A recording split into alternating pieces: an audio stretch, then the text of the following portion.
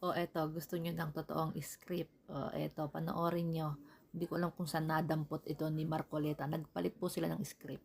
Yung ah, box ng pera na pinag-uusapan natin sa kasalukuyan. Mr. Gutesa, mag-stick ka lang sa binabasa mo. Huwag ka nang nag-a-adlib. Kung ano yung nandito, basahin mo lang. Yes, Your Honor.